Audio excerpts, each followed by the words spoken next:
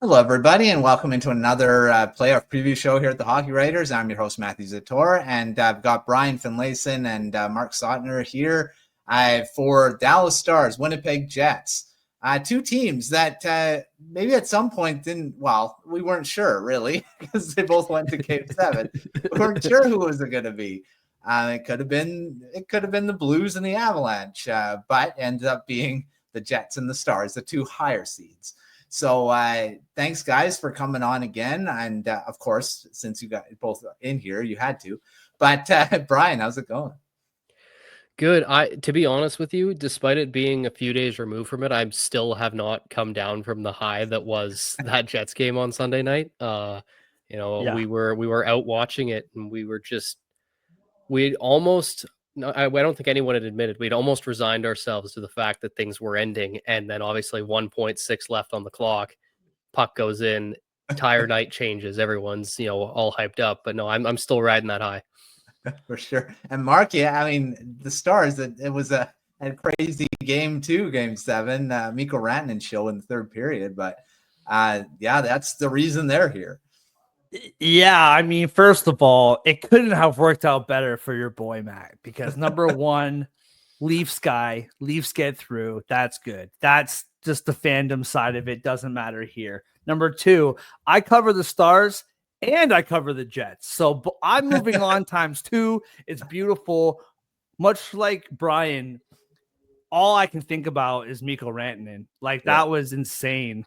Brian, to give the Winnipeg Jets some slack, it was 1.6 left. It's okay if you thought they were going to lose, right? That's literally as close as it's ever gotten. For Dallas, a little bit less scary, but still you're down 2-0 with 13 minutes left. It's not looking good for you either. So, and I mean, what you said, Matt, literally the margins razor thin. We could easily be talking Colorado, St. Louis, and we're not talking about either of them. So that's why we love hockey. That's why we love the playoffs, and it's so good to be back. Sure, and it was both those games. I mean, I thought the Jets were done. Started out not very good, and then it was really, really down to the wire. That Perfetti scores that tip-in goal, and two really good tip-in goals in that game. By him, and then of course storybook ending, the captain winning it in overtime. Went off his butt, whatever. He was in front of the net, he was ready. They don't ask you how it happened. Exactly. It counts the same. It's a breakaway snipe top corner, but so both those teams very, very deserving. Well, I mean, like I say, they were both teams that were supposed to be here when you're looking at the standings, how they did in the regular season. So this is the matchup that I think everyone was hoping and anticipating for this second round. So, Brian, I'll start with you. Let's talk about the Jets, their journey to the second round here. I mean, Connor Hellebuyck, not good at all. And the whole series, really, until maybe I would say his best was the second game of Game 7. I think maybe Game 8. If you want to look at it, because it almost went another full game. He got better as probably the third period on, and you're hoping that's the goalie you're going to get in this round. So what did you think about that series against the Blues? Because there was a scare that they were going to be upset in the first round. It was more stressful than I would have liked it to be. But no, the biggest thing that I found was it was like a tale of two teams at home and on the road. On the road, it was as if they had absolutely zero pushback.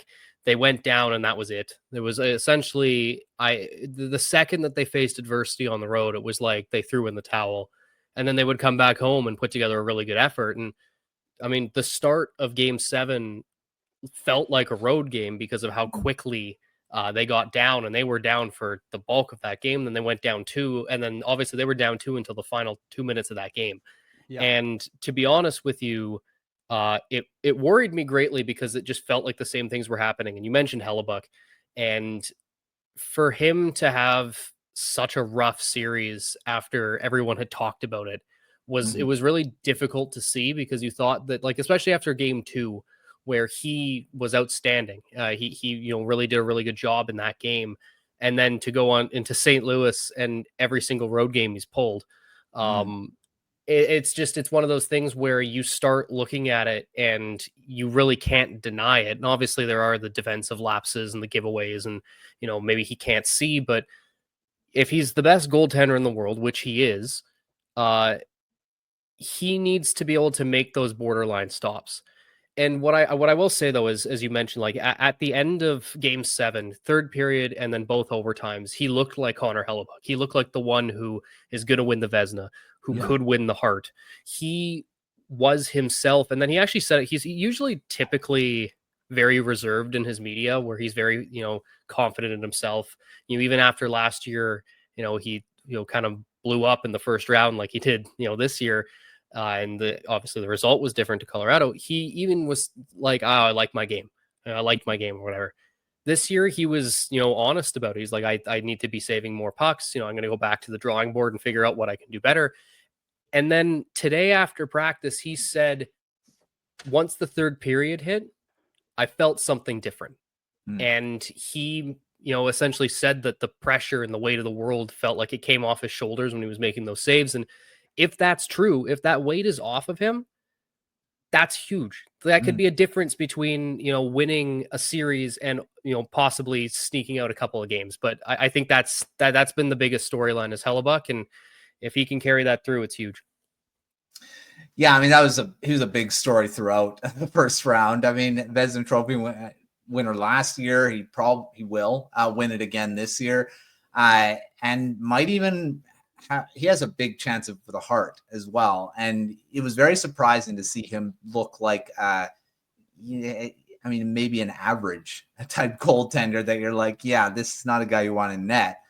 And it was a good decision for them. I mean, they were talking about, should you pull him in this game? I mean, it's good he didn't, because he ended up being one of the bigger reasons why towards, third period and overtime, made some really good saves.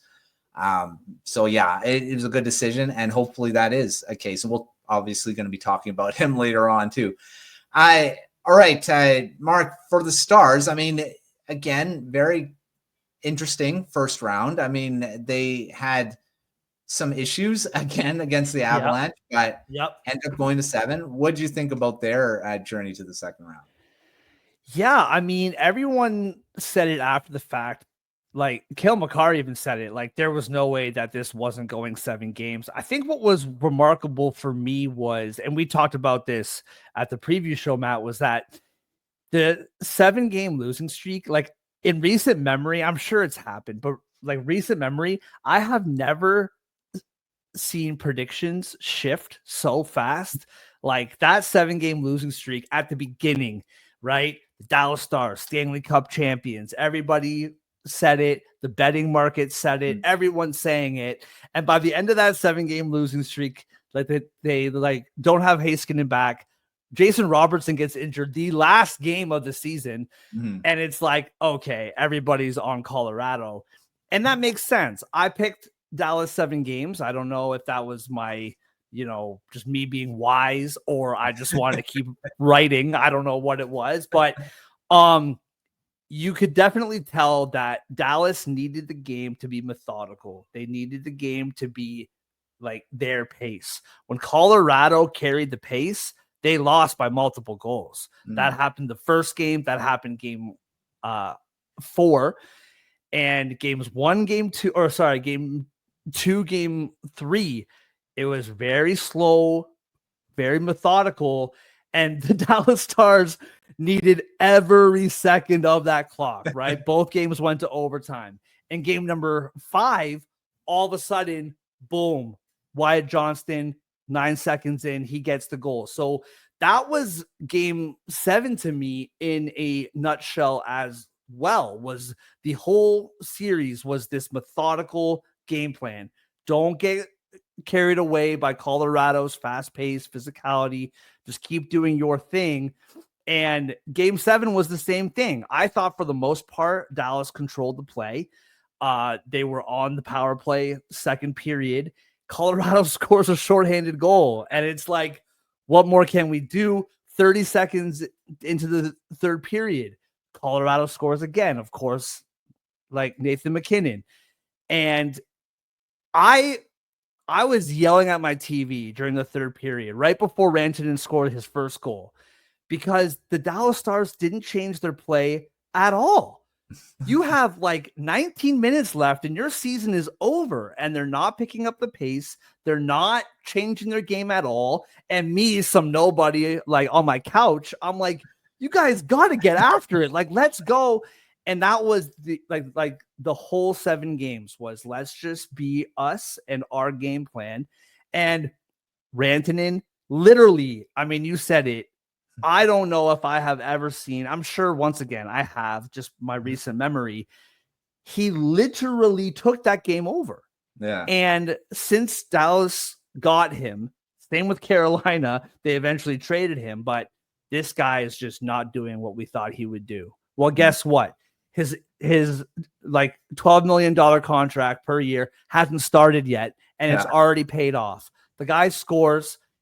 Then on the power play, you rewatch that second goal.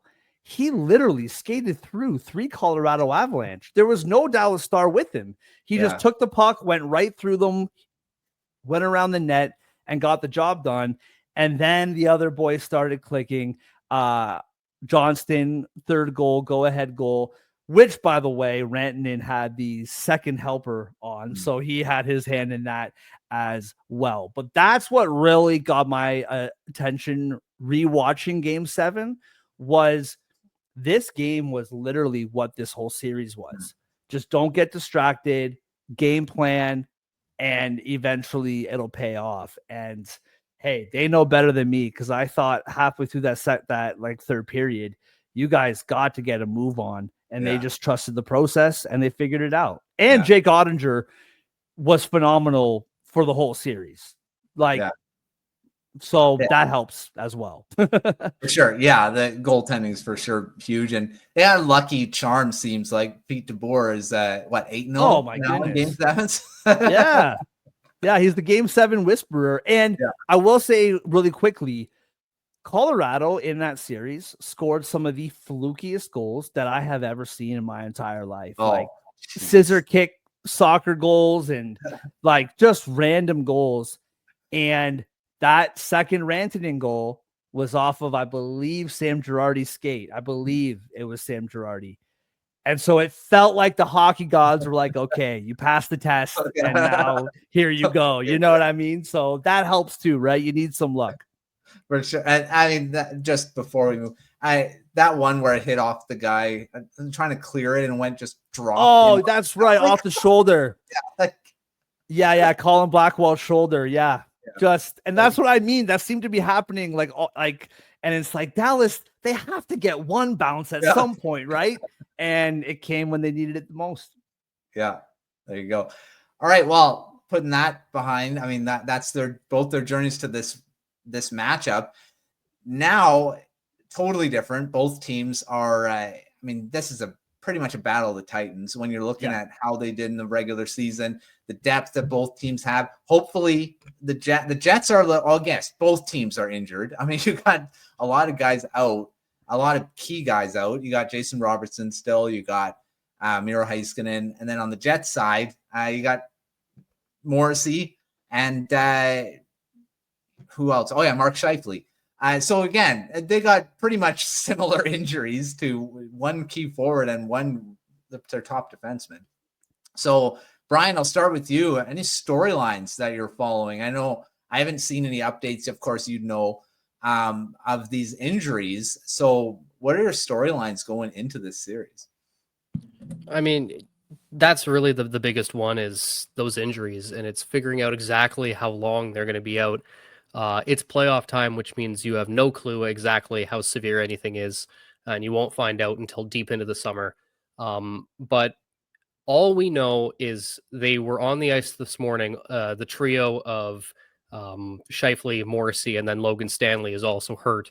Although after Hayden Fleury's performance in Game 7 and how great he was, I'm not sure Stanley gets back in. But that's beside the point. They were all in yellow non-contact sweaters, in practice this morning. It was very an optional practice, so they were all out there. And then Morrissey and Stanley left the ice when the rest of the group came out. Scheifele stayed on, though, and was doing some light power play work. So it appears that he's the closest of the bunch. But in typical coaching fashion, all of them are game time decisions. So no one really knows exactly when they're coming back. I would anticipate tomorrow morning for morning skate is going to be really telling as to how close Scheifele is. But the fact that he's doing some power play work now shows that he's not that far off, which is obviously a huge thing. And then the Morrissey loss, obviously they came back and ended up winning. Neil Pionk played 46 minutes in Game 7. It was the best game I've ever seen out of Neil Pionk, and he deserves all the flowers he gets for that one. Yeah. But knowing when they're coming back, and especially Morrissey, because without him, that defensive group as a whole is shaken up a lot. But you have that. We already mentioned a lot about Hellebuck, but I think for me, it's just a matter of they've slayed their dragon now. They've gone through the first round. What now? And so with all the injuries and everything, can they, figure out a way to mitigate any of the damage that happens while those guys are still out? And can they take advantage when they come back?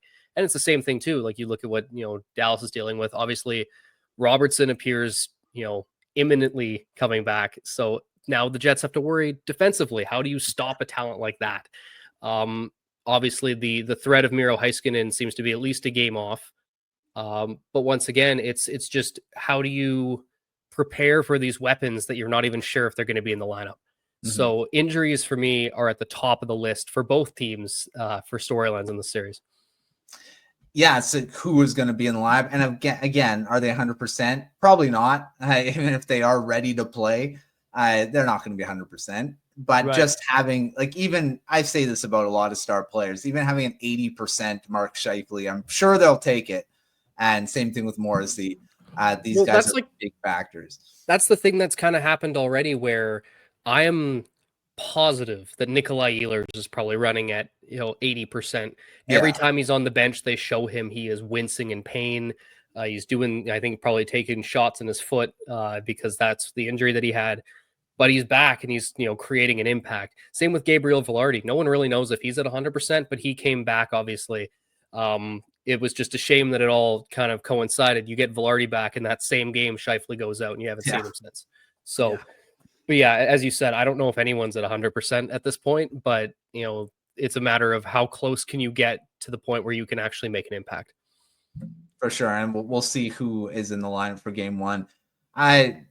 Mark, any storylines that you're watching going into this one, apart from, of course, the obvious one being injuries and Well, Coach Pete DeBoer poetically told us all this morning that Jason Robertson and Miro Heiskanen might be back for Game 1, 3, or 5. So who knows really what is happening there. They are both practicing much more than they were last week. It appears Miro could be back for tomorrow. But like I said, everybody is saying, and I mean, Coach Pete DeBoer, which is the only one that really matters right now, is 1, 3, or 5. So we'll see. I think the good news for the Stars when it comes to that, and I think it bodes well for them rather than what the Jets have to go through, is they've already been dealing with these guys being gone. Like specifically Heiskanen, he hasn't played since February. And Robertson, he was gone a couple weeks ago, but they had to go through the whole first round with no Robertson. So I think that helps them just from the standpoint that we've already had to do this. We've already had to figure out what to do with these guys out, where the Jets are kind of figuring this out as they go. So I think that kind of bodes well. I mean, listen, for the first 3 games, and I don't say Game 4 because the Stars were shut out. So Game 4 doesn't really matter for this, but it was all the depth scoring. Like Tyler Seguin, terrific, scoring 2 goals. He's on your second line, so it's not like depth. But you're looking at Ranton, you're looking at Johnston, you're looking at Hintz, you're looking at those guys, and they didn't really do much of anything for the first 4 games. And games 5, 6, and 7, they finally broke out. So how much of the depth are they going to really have to rely on? Thankfully, I would say, maybe Brian disagrees, I think it's probably close, but I would say Dallas is the deeper team here, so they can afford to have, a couple guys not get the job done for a couple games. I think, Matt, like, how is the main storyline like Mikko Rantanen? Like, what happens now? Like, we've been waiting for this guy to break out, literally scored 8 points in the last 2 games, 12 points in the whole playoffs, tied. I forget who he's tied with, but he is tied as the league leader. Does this guy now, and what people forget is, yes, this guy, he's a terrific player and got all those points in the regular season. This guy is an ultimate playoff performer. Yeah. He puts up playoff points every single year. So what does he have now that they're on to the next round? And make no mistake, yes, you pay him so that you can get to the playoffs, but they're paying him for the playoffs. So 8 points in the last 2 games, Mikko Rantanen. How can all eyes not be on him? I think the other storyline to follow for me anyway, and like Brian can speak more to this from the Jets perspective, but the goaltending battle. You have one goalie for Dallas, for Jake, who was terrific, and the game he got pulled, his team forgot to show up. And it was basically, okay, this game is over. Let's get him out of there, rest for game number 5. Where in Winnipeg, is the curse really lifted for Connor Hellebuck, right? Yeah. He got the job done, but like Brian said, those 3 games on the road were not fun. And the first period in game 7 was also not fun. I think really quickly what made the big difference during game 7 is his team remembered how to play defense when he let in a bad goal, right? Which we haven't seen. So that is what I'm interested in, is you have the 2 top American goaltenders. They're competing for Olympics. They like one was the 4-nation starter. One was the backup. Yeah. 2 great goaltenders. I think Jake overall had the better first round, but during the regular season, Hellebuck is no question the better goalie. So that's going to be super fun to watch as well. Hoping if it is a goaltending battle, because I think it deserves it. It deserves both goalies playing really well. So, I mean, we'll see how it all plays out. But as we see with the regular season, it's just so different. You're looking at, I mean, the Kings-Oilers series, just that's the definition of regular season being thrown out the window. So, we'll see what happens in this one. All right, we've mentioned a lot of players already. So, Brian, I'll start with you for the Jets. So who are you watching? I mean, Game 7, of course, Cole Perfetti stepped up big time. We've talked about him. We talked about him in the regular season preview. We've talked about him. I think we talked about him in the first round preview too. So he stepped up. There's a lot of other guys on the team that really haven't come out yet. Apart from like Kyle Connor was awesome in the first round too. So who else are you watching for the Jets, or people should be watching? I mean, you mentioned him. I need to see Cole Perfetti now go on a tear, because there were so many chances for him in, the opening few games that he just wasn't able to bury. It felt like he was never going to get his first playoff goal, and now he got it, and he can't stop scoring. And it's not just, little goals that, he's there for the rebound. That tip to make it 2-1 in game 7, that was one of the nicest deflections I have ever seen. He is such an incredibly talented player. And when he gets that chance to, flourish and be that talented player, he's showing the Jets that they're making the right decision, putting him in these tough minutes. And I think that that's a big thing for me. But I also, and I'm going to do a bit of a cop-out here, I'm going to do a full line, because I need to see what Scott Arniel does here, especially if we have another game without Scheifele. Is there going to be a reuniting of what finished the game, which was a line centered by Adam Lowry with Iafallo and Connor on each wing? They absolutely slaughtered the Blues when they were in their minutes. Like, it was like, we're talking like they outshot them. I think there was they outchanced them, I think like 25-4 when they were on the ice. And it was one of those lines where you just see and you're like, I don't know how they're doing this well. but I want to see if they can keep it going. Obviously, that changes if Scheifele comes back, but I think it's more so what do the Jets do in the in that interim time where maybe they don't have a Scheifele? Does that line pick up the slack? So it's those three I'm looking for to sort of be the ones to say, okay, Scheifele's not back. He's probably going to be back next game. Maybe it's time for us to step up and, fill that gap, which they did obviously late in the game, in game 7 there. Yeah. And of course, Adam Lowry winning it in double overtime. So it was and that happens as you with injuries. This is what happens. You get different lines that you're like, why didn't we use this before? But again, Scheifele comes back. Connor's probably going back with them. That duo is just insane. So I mean, it's something that maybe to go back to if you need to. And that's going to be interesting to see if that line can maybe reignite that magic from game 7. All right, Mark, for the Stars, I mean, we already know Mikko Rantanen. He's a guy we're going to be watching for sure. Yeah. Going. There are a lot of other guys that we could be talking about here. Without Miro Heiskanen, Thomas Harley has just stepped up big time as the number 1 defenseman. Who else are you watching for the Stars in this series? I'm just going to say Mikko Rantanen every question you ask me, even if it doesn't, and I will just go from there. No, so you absolutely said it on the back end, Thomas Harley. I mean, listen, Lendl continues to be this guy that we just never talked about, and just he's always on the penalty kill, never gets off.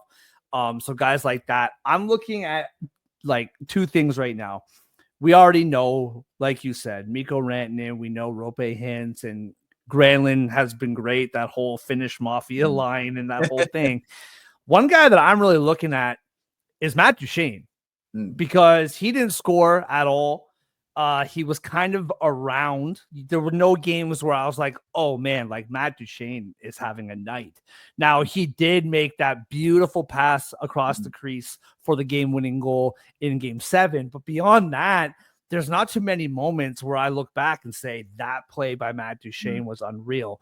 And he typically is a very good playoff performer. So I'm really curious. They got by the first round, didn't really need him all that much offensively.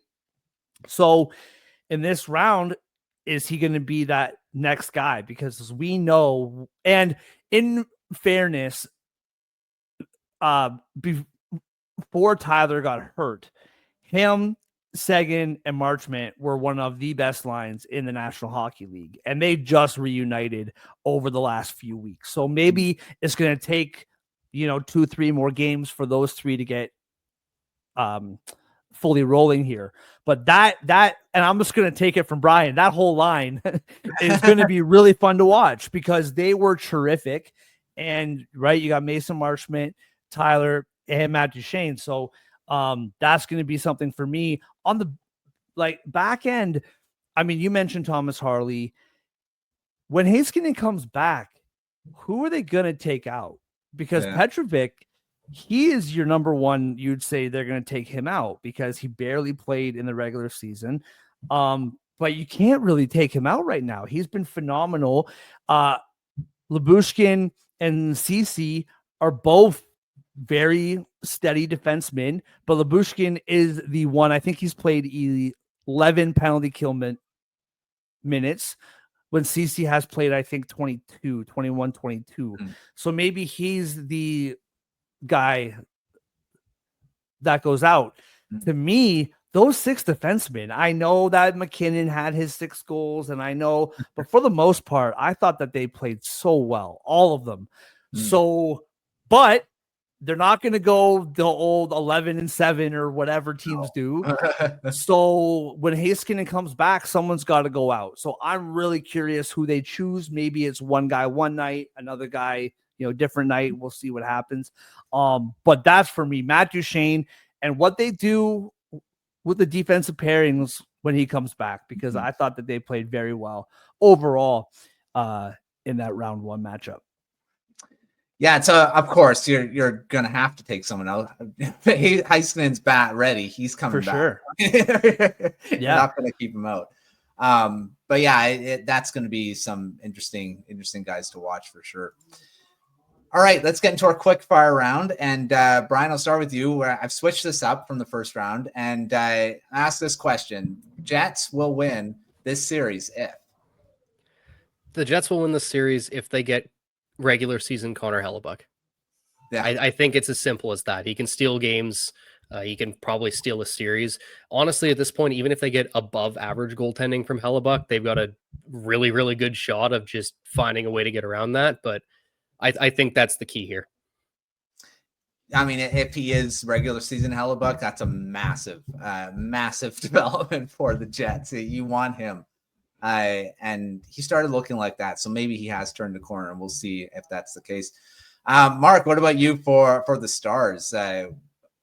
They will win this series if the Jets don't get regular season Connor Hellebuyck. No, I would have to say, I was going to say Mikko Rantanen, but I will say just top 6 production all series, because I think that they are quite lucky to win 2 games in the 4th period. And they got basically blown out for 2 games, and they found a way to survive until games 5, 6, and 7 when the offense finally picked it up. I don't think they can wait that long again. I think if we are expecting Connor Hellebuyck to be Connor Hellebuyck, which I think we all are hoping and we all think he will be, then your big boys have to produce from like the drop. Like, you got to produce right now. Like, they survived round 1 with waiting.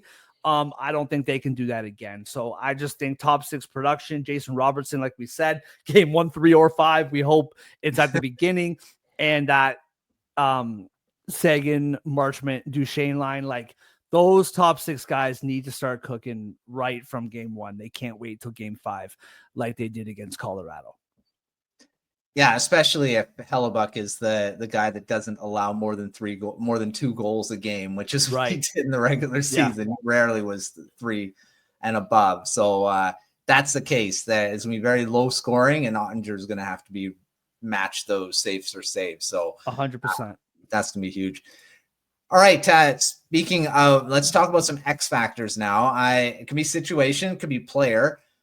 There's lots of them that you could probably choose from here. So, Brian, what do you got for an X factor for the Jets? I think it's more so situationally, how do they deal with the injuries?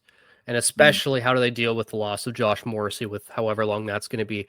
Can Neil Pionk, continue to play really, really good hockey, or will he fall into some of his habits that have hurt him in the past? Because he will make loud mistakes occasionally, and he has been solid for most of this year, especially with Dylan Samberg, who is another person who stepped up in a huge way in Game 7.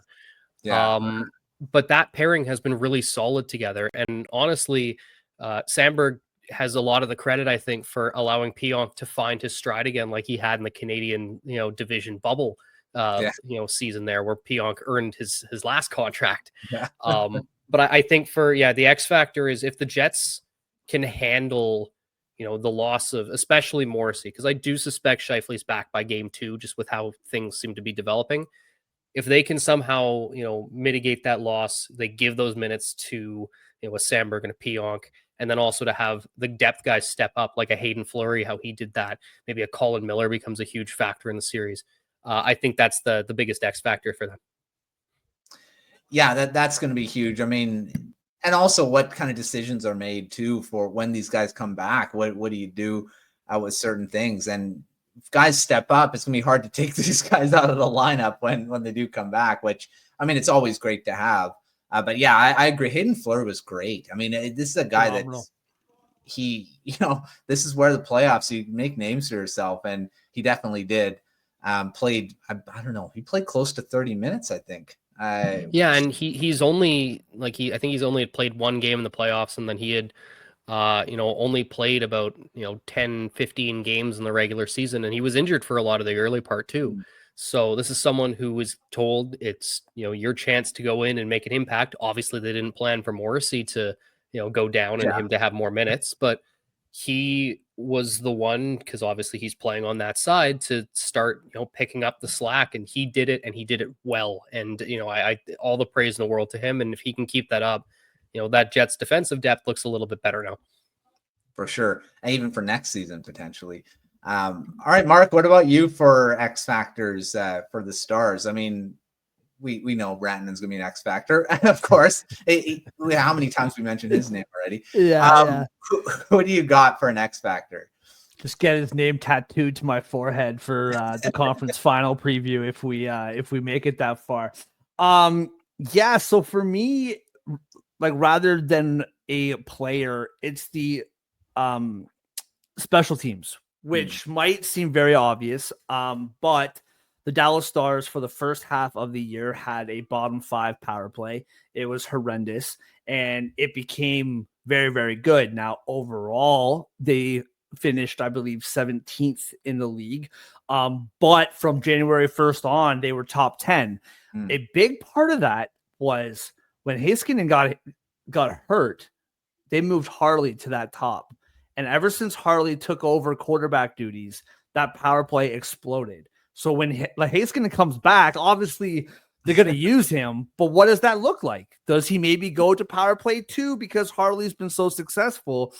Into the playoffs, their power play is at 30%. I think just above 30%, which is 5th in the league amongst playoff teams. So that's going to be huge. On the penalty kill, they held the Colorado Avalanche to a 73% power play in the first round.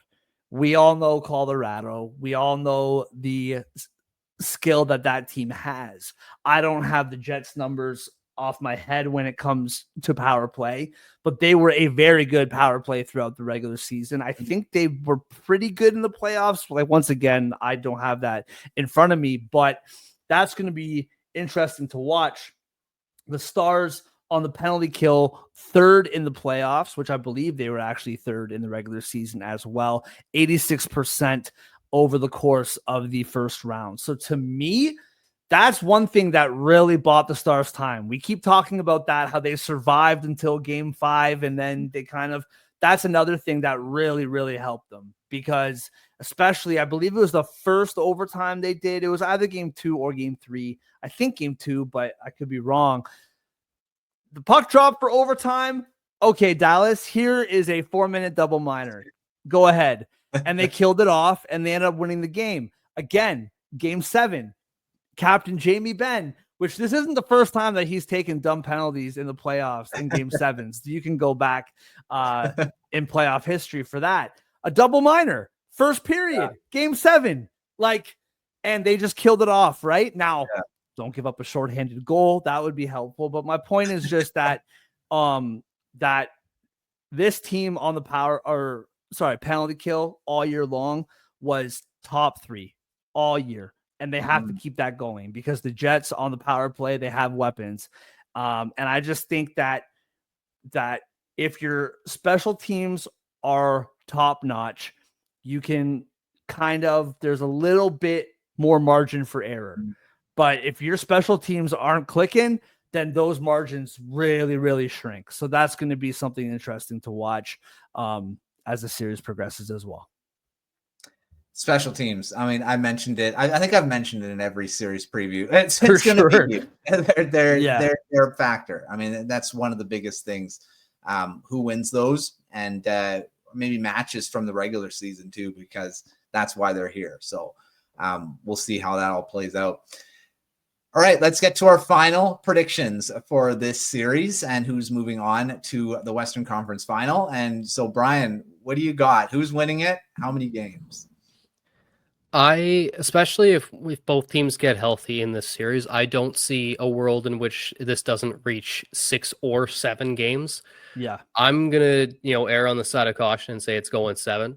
And, I think that, obviously at that point too, both teams are going to be, they've played 14 games in, the playoffs. They're going to be tired. It's going to be a grind.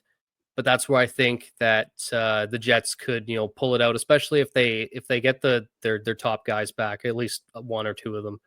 They might be able to use some of that secondary scoring that they can pull off of the fourth line, the third line, find a way, to, be gutsy in that series like they were, and kind of just learn from the mistakes that they made. So I'm taking Jets in 7. All right. Mark, what do you got for this one? I agree with you with the 6 or 7. I also think it's kind of a cop out by all of us because it's like no one wants to be bold and say the Jets sweep. And I mean, rightfully so. I'm right there with you with the 6 or 7. I am picking Dallas in either 6 or 7. I'm gonna say 6. But like Brian said, very well, it could be 7. Listen, I'll tell everyone watching, Brian covers the Jets way deeper than I do. So he knows that team better. But I will say, covering both these teams, I think Hellebuyck is still going to give you at least one game, maybe 2, where it's just not what we need it to be. And that really concerns me. I'm also really curious from the Jets' perspective. This home and road thing, like Dallas is going to win at least one game, like on the road, at least one. I don't think Winnipeg is going to I don't think the whiteout is going to be perfect during the second round against Dallas. So when you're on the road in Texas, what does that look like? Because Brian, that was tough, right? And so that's the 2 things for me from the Jets perspective. We can talk. If you watch the show, you follow my writing, I all of the pros for Dallas, but I think those 2 weaknesses for the Jets really concern me. Is Hellebuyck going to give you 7 of the game 7s that we just saw? Yeah. And I don't know if he can. And on the road, you got to win 1. And so that's going to be something to watch for as well. But I'll pick Dallas in 6. I think they clicked in those last 3 games. I think their offense really, really shot up over the last 3 games. And those things for the Jets do concern me moving forward. So the Dallas in 6. But the good news is for me, Matt, whoever loses, I'm still alive. So it's all good. For sure. I'm going Jets in 7. I think Hellebuyck turned a corner, although I do get where you're coming from, Mark, with that. Until he shows he does do well on the road, because he wasn't good on the road in St. Louis. He was pulled in every game. But the thing is, the Jets are the President's Trophy winners, so they can lose on the road. They're fine as long as they keep winning at home. They have home ice in every series they play. So that's one good thing. Even if they do suck on the road all the time and win all their games at home, they're good. But I do get it. You do got to win on the road so that you're not having to go to 7 all the time. I think the Jets, especially if they get healthy, I think they have a little bit of the edge, especially if Hellebuyck does come back and play the same way as he did in the last few periods there. But until he shows it consistently, it's going to be a question. So we'll see how that goes. But I'm going to go Jets in 7 because I want the Oilers Jets in Western Conference Final. So that is my prediction. I want an all-Canadian West. So we'll see how that all goes. But thanks, Mark and Brian, for coming on and talking this series and previewing it, which is coming up. As you're watching this, it'll be tonight. So make sure you're checking out Game 1. We'll have recaps, takeaways, all that fun stuff as we've gone through the whole first round with.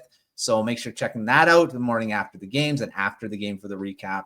But and all the other coverage that in between. But until our next preview, which will be the conference finals with the last 2 series before the Stanley Cup final, we'll see who's left standing and who will be on that preview. But we'll wait for that. But until our next one, we'll see you next time.